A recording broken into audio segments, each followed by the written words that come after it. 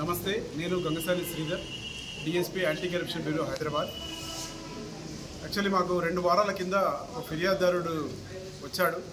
అవినీతి గురించి కంప్లైంట్ చేశాడు.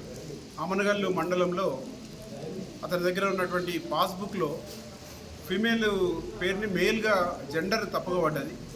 దాని కరెక్షన్ కోసము ఇక్కడికి వస్తే 50,000 రూపాయలు ఆల్రెడీ తీసుకున్నారు, కానీ అది కరెక్షన్ కాలేదు. మళ్ళీ వచ్చి అడిగినప్పుడు అతనికి ఆ కరెక్షన్ గురించి ఇంకొక 1,00,000 రూపాయల డిమాండ్ చేశారు. ఒక 50,000 తహసీల్దార్ గారు, ఒక 50,000 ఏమో సర్వేయర్ రవి ఉన్నారు, తహసీల్దార్ లలిత గారు ఉన్నారు.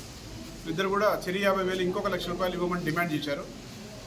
అప్పుడు అతను మా దగ్గరకు వచ్చి కంప్లైంట్ చేస్తే అది ఎంక్వైరీ చేసేసి మేము కేసు రిజిస్టర్ చేశాము. నిన్న చేసి ఈరోజు మార్నింగ్ తహసీల్దార్ లలితని మరియు సర్వేయర్ రవిని ఇద్దరిని అదుపులో తీసుకొని విచారిస్తున్నాము.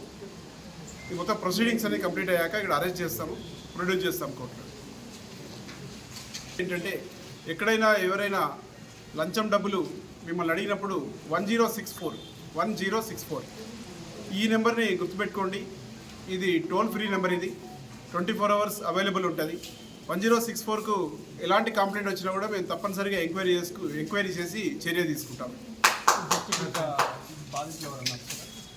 బాధితులు ఇంకా ఒకరిద్దరు వచ్చారు. ఆర్డీఓ గారు కూడా వచ్చారు ఆఫీస్కి.